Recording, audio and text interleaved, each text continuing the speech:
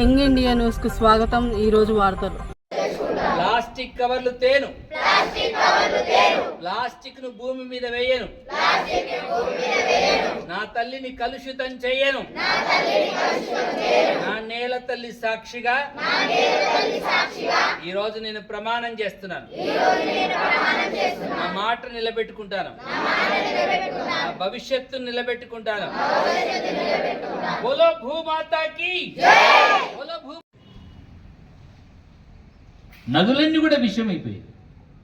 మీరు ఎంత లోపలికి వెళ్తుంటే, ఎంత లోతుకు వెళ్తుంటే ఫ్లోరైడ్తో కూడుకున్నటువంటి వాటర్, ఆ ఫ్లోరిన్తో కూడుకున్నటువంటి వాటర్ను తాగి బోన్ డెన్సిటీకి వెళ్ళిపోయి, క్యాన్సర్కి వెళ్ళిపోయి, ఒక్కరో ఇద్దరు ముగ్గురు క్యాన్సర్ పేషెంట్లు ఉన్నారంటే చాలా భయం వేసేవాళ్ళు.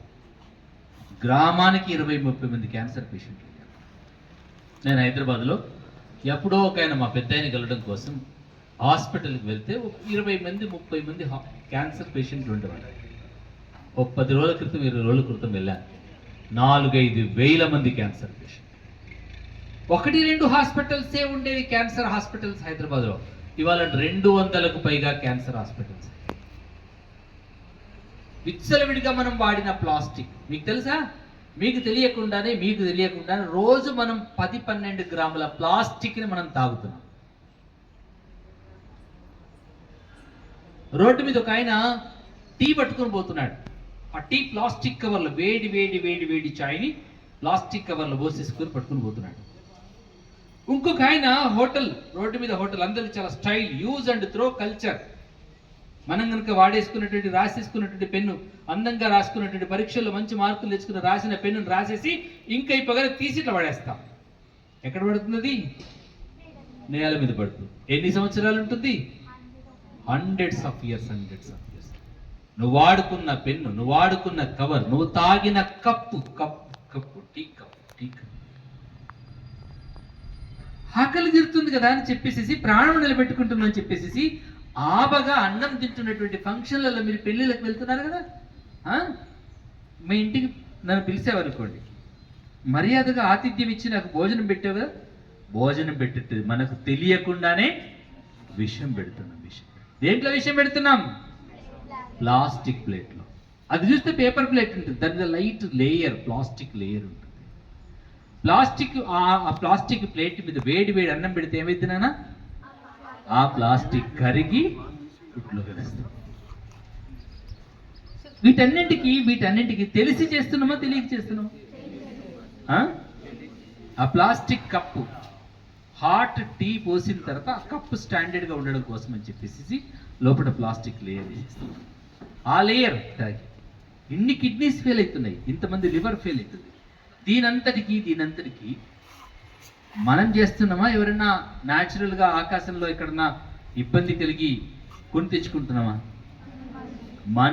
మనమే చేతులారా self conscious, life conscious, nature conscious, future conscious కోల్పోయి ఇప్పుడు చెప్పండి, నాకు కరెక్ట్ చెప్పండి. Self conscious, future conscious, nature conscious పశువులకు ఉంటాయా? ఉండదా? ఉండవు. అది అక్కడే టాయిలెట్ పోతుంది, అక్కడే పడుకుంటుంది. దానికి ఏ కాన్షియస్ ఉండదు. ఇంత చదువుకున్న మనుషులమి మనకి మనం కత్తితో కంఠాన్ని కోసుకుంటామా? ఇంత చదువుకున్న మన చేతులారా మనం విషం తింటామా? ఇంత కాన్షియస్ ఉన్నటువంటి మనం విషతుల్యమైన గాలిని పీల్చుకుంటామా? ఎక్కడ పోతున్నది మన విజ్ఞత? ఎక్కడ పోతున్నది మన సంస్కారం?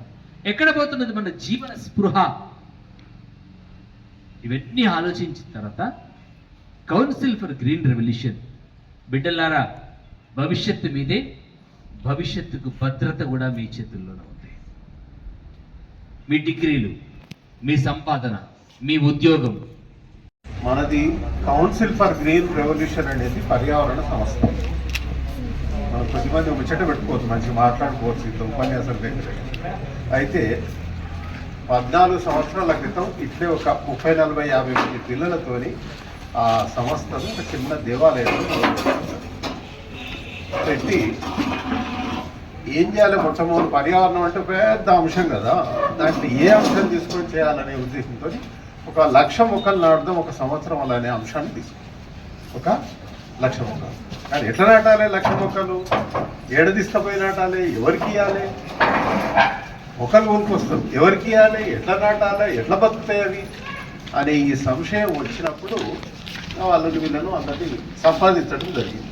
అందులో వందే మాత్రం ఫౌండేషన్ వాళ్ళ సభ్యులు మన దగ్గరలో ఉంటారు.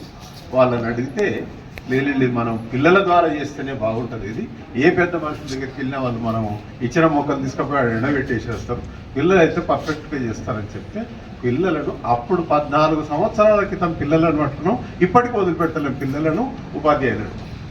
ఓకే,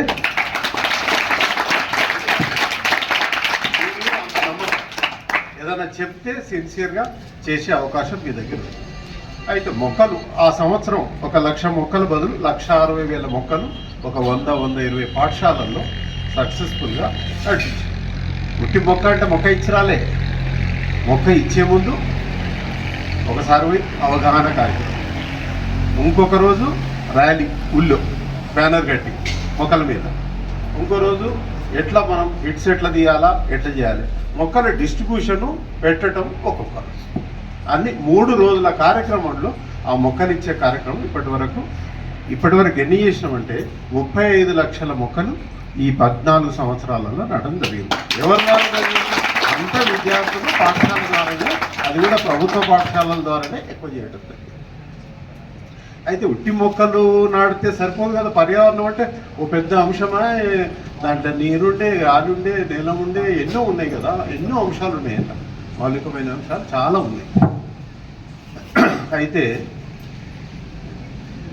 ఇట్లయితే లాభం లేదు, ఉట్టి మొక్కలు ఇవి చేస్తే పిల్లలను భూమాతకు నాయకులను తయారు చేయాలి. భూమాతకు నాయకులను తయారు చేయాలి. నాయకులను తయారు చేయాలంటే ఇప్పుడు ఈ ఏసీలో ఉన్న పిల్లల దగ్గర పోయి లైక్ చేయండి, షేర్ చేయండి, సబ్స్క్రైబ్ చేయండి. వయో న్యూస్.